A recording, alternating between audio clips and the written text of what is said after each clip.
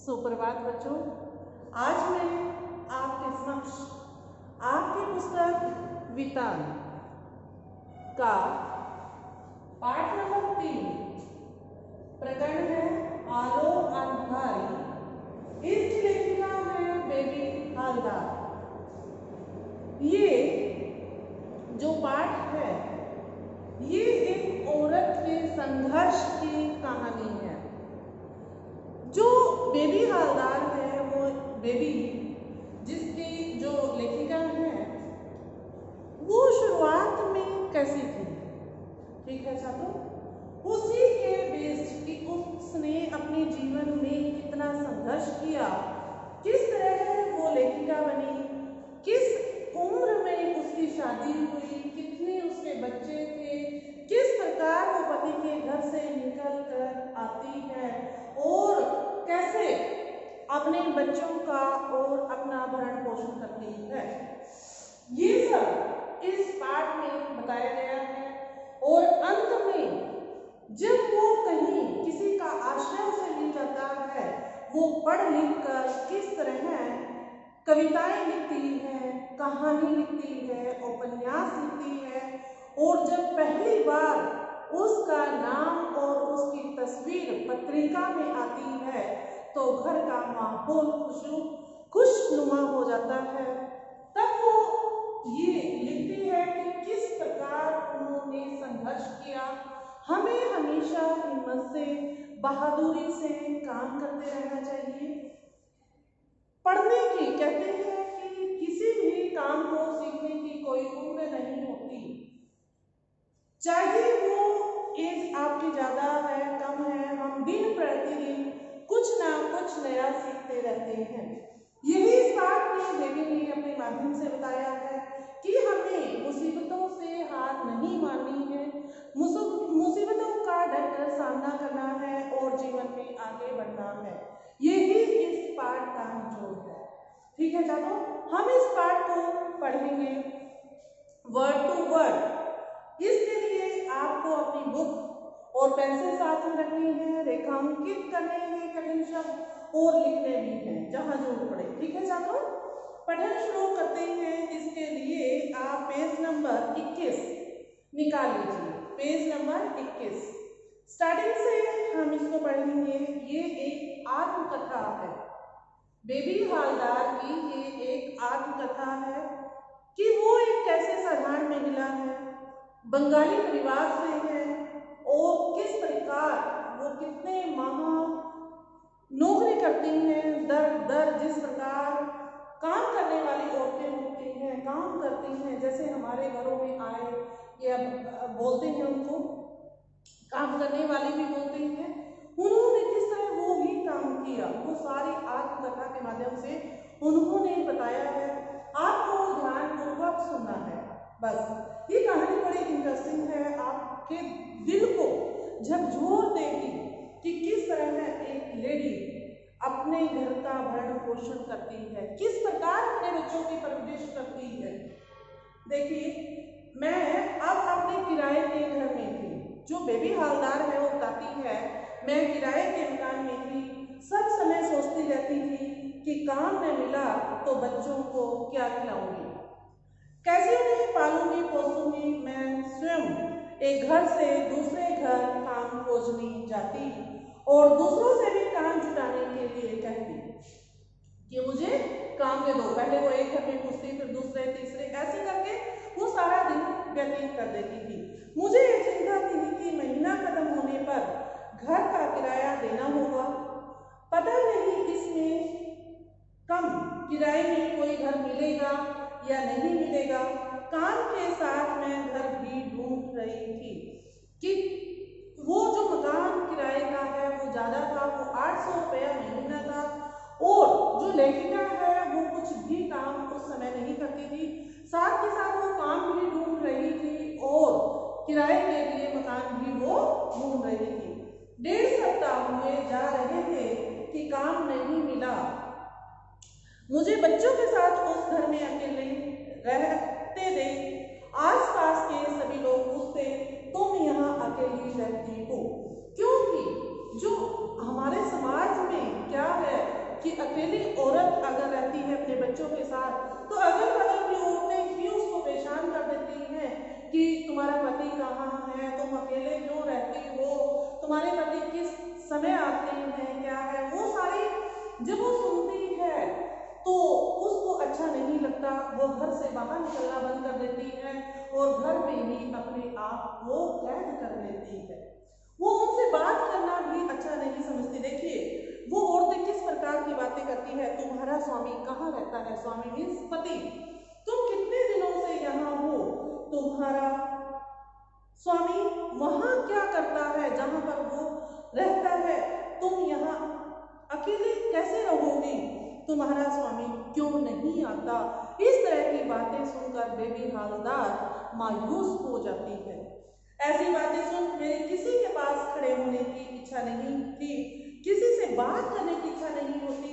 बच्चों को साथ ले मैं उसी समय काम खोजने निकल पड़ती, क्योंकि बेबी हवलदार को काम की जरूरत थी।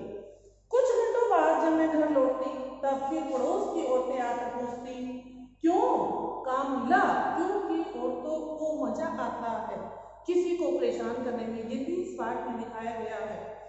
फिर मेरे चेहरे का बहाव देखकर कोई कोई मुंह से चुप चुप आवाज निकाल कहता मिल जाएगा, कोई बात नहीं, इधर उधर ढूंढने ढांढने से मिल ही जाएगा, क्योंकि तुम सुबह जाती हो और शाम तक काम की तलाश में घूमती हो, तो काम तुम्हें मिल ही जाएगा।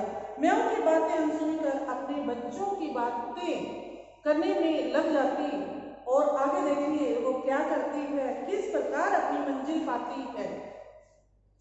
मेम साहब की कोठी के सामने की एक कोठी में सुनील नाम का एक 30-32 साल का एक युवक मोटर चलाता था। छात्रों इसको रेखांकित करना है, उस एक जो सुनील है उसकी उम्र क्या थी, 30 या 32 साल। वह मुझे पहचानता था, इसलिए मैंने उसे भी अपने काम के बारे में कह रखा था। एक दिन रास्ते में मुझे देखकर उसने पूछा तुम क्या अब उस कोठी में काम नहीं करते। मैंने कहा मुझे उस कोठी को छोड़े 1.5 सप्ताह हो गए, अभी तक मुझे कोई काम नहीं मिला है। वह बोला ठीक है, मुझे काम के बारे में कुछ पता चलेगा तो मैं तुम्हें अवश्य बताऊंगा। एक दिन बाद दोपहर को बच्चों को खिला पिलाकर मैं उनके साथ सो रही थी। जब वो अपने बच्चों के साथ सो रही थी खाना खिलाने के बाद, तो सुनील आया और उसने क्या बोला, देखिए क्यों काम मिला। मैंने कहा नहीं, अभी तक कुछ नहीं मिला। वह बोला तो चलो मेरे साथ। मैंने पूछा कहाँ, तो वह बोला है काम करना है तो मैं तुम्हें लिए चलता हूँ, बाकी बातें तुम स्वयं ही कर लेना। जहाँ पर मैं तुम्हें नौकरी के लिए लेकर जा रहा हूँ मैं तुम्हें उनके घर तक छोड़ दूंगा, आगे जो बात करनी है वो आप कीजिएगा, तुम स्वयं वहाँ कर लेना। उनकी बात सुनते मैं फौरन उसके साथ निकल पड़ी। फिर लेखिका क्या कहती है कि मैं सुनील के साथ चल दी कि हाँ मैं चली के साथ जाती हूँ और जो मेरे मन में बातें हैं वो मैं खुद ही पूछ लूंगी। वहां पहुंचकर सुनील ने गेट के बाहर लगी बेल बजाई। जब आप किसी के घर जाते हो तो आप भी बेल बजाते हो। उसके साथ निकल पड़ी, बेल बजाई तो उस घर के साहब बाहर आए जहां पर सुनील उनको लेकर गया था। सुनील ने उनसे कहा सर आपने कहा था ना, मैं इसे ले आया हूँ क्योंकि जहां पर वो गए हैं उस मालिक को भी एक काम वाले की जरूरत थी। उन्होंने मुझसे कहा तुम बंगाली हो, क्योंकि जो वो बेबी हवलदार थी वो बंगाली परिवार से थी, बंगाल की रहने वाली थी। वो क्या बोलती है, हाँ इसके बाद काम के बारे में बातें हुई। उन्होंने कहा देखो यहाँ जो औरत काम करती है उसे मैं 800 रुपये देता हूँ। वो क्या कहता है कि मेरे यहाँ काम करने वाली तो है, जो वो है उसको मैं 800 रुपये देता हूँ और तुम्हें जो पैसे दूंगा वो तुम्हारे काम को देख कर ही निश्चित करूंगा कि मैं तुम्हें 800 रुपये दूंगा या उससे कम दूंगा। तुम्हारे पैसों के बारे में मैं तुम्हारा काम देकर बताऊंगा।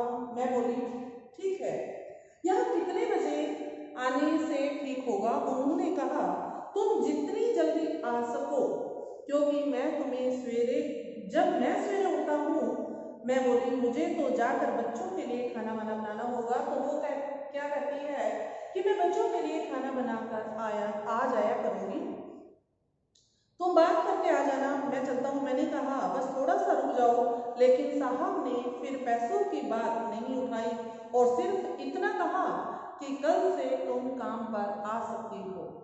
पैसों के बारे में कोई भी बात नहीं हुई, सिर्फ इतना कहा कि तुम्हें कल से काम पर आना है। अगले दिन मैं काम पर आई तो दूर से ही 35-40 वर्ष की एक लेडी, एक विधवा को उसी घर में काम के लिए जाते देखा। जो उनके घर पहले औरत काम कर रही थी वो विधवा थी। विधवा में उसके पति की मृत्यु हो गई थी। बाहर पेड़ों में जो साहब थे जिनका वो घर था, वो बाहर पेड़ों में पानी दे रहे थे। मुझे देखते ही वह भीतर गए और क्या बोलते हैं, और उस औरत से साफ साफ बातें कर उसी समय उसे काम से हटा दिया। जो विधवा उनके घर पहले काम करने आई थी रहती थी, उनको वो हटा देते हैं और बेबी हालदार को वो घर में काम करने के लिए रख देते हैं। और क्या होता है कि जो वो पहले काम करने वाली थी वो भी बंगाली ही थी। बाहर आते ही उसने मुझे गालियां निकालनी शुरू कर दी, क्योंकि ये तो इंसान की नेचर है। मान लो कोई काम करता है किसी के घर और अचानक ही मालिक किसी दूसरे को रख लेते हैं, तो पहले वाले के मन पर क्या बीतती है वो ही जानता है। हो सकता है वो गुस्से में गाली भी दे रही थी। देखिए, मैंने कहा देखो मैं कुछ नहीं जानती, यदि जानती होती तो यहाँ पहले से ही काम कर रहा है तो मैं नहीं आती। कि मुझे नहीं पता था कि आप यहाँ पर काम कर रही हैं और मैंने कल साहब को हाँ कह दी। मुझसे कहने से कोई लाभ नहीं, तुम साहब को मेरी तरफ से जाकर बता दो कि वह इस तरह काम करने को राजी नहीं है, कि तुम जाओ साहब के पास और तुम ही साहब को कह दो कि मुझे यहाँ काम नहीं करना। उसने ऐसा कुछ नहीं किया और मुझे बकते बकते चली गई। गालियां देते हुए वो वहां से चली जाती है। साहब आकर मुझे भीतर ले गए और सब समझा बुझा दिया कि क्या करना है और क्या नहीं करना है। साहब जो थे वो बड़े अच्छे थे, उनकी शादी हो चुकी थी और उनके बाल बच्चे भी थे। उस दिन से मैं अपने मन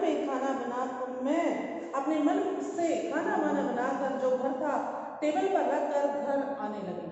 जो साहब के लिए खाना बनाती थी उनकी डाइनिंग टेबल पर वो खाना रख देती थी और काम करके फिर अपने घर पर आ जाती थी। मेरा काम देखकर घर में सभी आश्चर्यचकित थे, सभी हैरान थे। एक दिन साहब ने पूछा, जब जो पहले वाली थी वो इतना अच्छा काम नहीं करती थी और जब ये बेबी हालदार उन साहब के घर में काम कर रही होती है, तो जो साहब होते हैं उनके मन में एक क्वेश्चन आता है कि मैं इनसे पूछूं कि ये कैसे मैनेज कर लेती है, इतना अच्छा काम कैसे करती है। देखिए साहब क्या क्वेश्चन करते हैं, तुम इतना ढेर सारा काम करके कम समय में इतनी अच्छी तरह कैसे कर लेते हो, कि समय तो तुम्हारे पास थोड़ा होता है और काम ज़्यादा होता है और जिससे तुम सिस्टमेटिक करते हो वो मुझे पसंद आया। कहाँ सीखा तुमने यह सब? फिर साहब उससे पूछते हैं कि तुमने ये सब जो मैनेज करना है ये कहाँ से सीखा है? मैंने कहा घर के काम में मुझे असुविधा नहीं होती, मुझे कोई भी अड़चन नहीं होती, मैं आराम से वो काम कर लेती हूँ क्योंकि मुझे बचपन से अभ्यास है। अभ्यास होना मीन्स प्रैक्टिस है। ये सब काम करने की मुझे बचपन से ही अभ्यास है, प्रैक्टिस है, आदत है। तो जिस काम को छात्रों हम डेली रूटीन में करते हैं हमें उसका अभ्यास हो जाता है, उसकी प्रैक्टिस हो जाती है और काम वो अच्छा होता है और कम समय में होता है। अगर आप पढ़ने का अभ्यास करते हैं, देखिए कितनी अच्छी तरह से आप सब कुछ सीख जाते हैं। सब कहते हैं ना, practice make a man perfect. अभ्यास से तो मनुष्य भी परफेक्ट बन जाता है। देखिए उसने क्या बोला, बचपन से ही मैं बिना माँ के रही हूँ, बचपन में ही मेरी माँ की मृत्यु हो गई थी और मैं अपने घर में अकेली सारे घर का काम करती थी, वहीं से मैंने ये सब सीखा है। मेरे बाबा भी सब समय घर पर नहीं होते थे, इसी कारण मेरा पढ़ना लिखना भी नहीं हो सकता का। वो कहती है कि मैं अपने काम में इतना बिजी हो गई कि पढ़ने लिखने की भी सुध मेरे अंदर नहीं रही। मैं इसी तरह रोज सवेरे आती और दोपहर तक सारा काम खत्म करके चली जाती। बीच बीच में साहब मेरे बारे में इधर उधर की बातें कुछ पूछ लेते। एक दिन उन्होंने मेरे बच्चों की पढ़ाई लिखाई के बारे में पूछा तो मैंने कहा मैं तो पढ़ना चाहती हूँ। छात्रों, इसको आप रेखांकित करेंगे। साहब ने उनसे पढ़ाई लिखाई के बारे में पूछा तो बेबी हालदार उनको क्या उत्तर देती है, ये आपको रेखांकित करना। देखिए, मैं तो पढ़ना लिखना चाहती हूँ लेकिन वैसा सहयोग कहाँ है। पढ़ने के लिए टाइम भी चाहिए, पुस्तकें भी चाहिए, मेरे पास इतना टाइम नहीं है। फिर भी चेष्टा तो करूंगी, चेष्टा मीन्स कोशिश तो करूंगी ही बच्चों के लिए कि ताकि जो मैं नहीं पढ़ पाई वो मेरे बच्चे पढ़ें। उन्होंने एक दिन बुलाकर फिर कहा तुम अपने लड़के और लड़की को लेकर यहाँ आना ताकि मैं भी उनसे मिल लूँ और देख लूँ कि क्या वो भी पढ़ने के लिए इच्छुक है या नहीं। यहाँ एक छोटा सा स्कूल है। फिर वो हिदायत देते हैं कि यहाँ छोटा सा स्कूल है, वहाँ पर मैं इनका एडमिशन करवा दूंगा अगर वो पढ़ने के इच्छुक हुए तो। ठीक है, तो देखिए मैं बोल दूंगा तुम रोज बच्चों को यहाँ छोड़ देना और घर जाते समय अपने साथ ले जाना। आपकी टेंशन भी खत्म हो जाएगी क्योंकि आते हुए जब आप काम पर आओगी तो अपने बच्चों को स्कूल छोड़ जाना और जब काम से जाओगी तो अपने बच्चों को साथ लेकर चले जाना। देखिए बच्चों, इंसानियत कितनी अच्छी चीज है। उन्हें स्कूल में छोड़ घर आकर अपने काम में लग जाती। स्कूल से बच्चे जब मेरे पास आते तो साहब कुछ न कुछ उन्हें खाने को दे देते थे ताकि उनका खाना भी हो जाता था क्योंकि माँ वहाँ पर काम करती थी। अब मैं सोचने लगी कि मुझे कहीं और भी काम करना चाहिए क्योंकि बच्चे मेरे स्कूल चले जाते हैं और दोपहर तक मैं साहब का सारा काम कर देती हूँ। वो दूसरी जगह भी काम करने की खोजने लगी कि अगर मुझे एक और घर मिल जाएगा तो मेरे घर का गुजर बसर अच्छे से चल जाएगा क्योंकि इतने पैसों से क्या बच्चों को पालूंगी पोसूंगी और क्या घर का किराया दूंगी।